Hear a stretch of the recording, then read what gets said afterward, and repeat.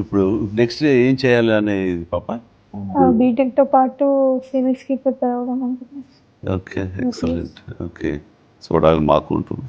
And తల్లిదండ్రులకు నువ్వు గర్వకారణం అవ్వాలి, మీ ఇన్స్టిట్యూట్కి నువ్వు గర్వకారణం అవ్వాలి. ఇదే లక్ష్యంతో మన ఖచ్చితంగా సాధిస్తామన్న దృఢ నమ్మకంతో నువ్వు కఠోర దీక్షగా ఇట్లాగే చేస్తే జరగదంటే ఏది లేదు.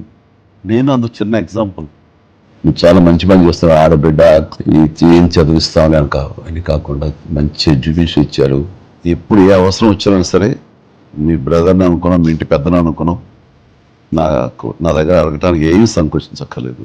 ఏ ఒక్క ఇబ్బందితోటి మాత్రం పాపధ్యేయం అనేది అయిపోతుంది. సొంతలో నేను అబ్బాయి ఒక ఐఏఎస్ ఆఫీసర్ అయితే చూడాలి మాకు ఉంటుంది. రావాలి. అండ్ తల్లిదండ్రులకు నువ్వు గర్వకారణం అవ్వాలి. ఇంకెవరిని కలవాలనుకుంటున్నావమ్మా? మీరే సార్ అంటే నాకు ఇది సంతృప్తి ఇచ్చిన సంఘటన అమ్మా. Very happy Rishi. Rishi, please, small honour for you.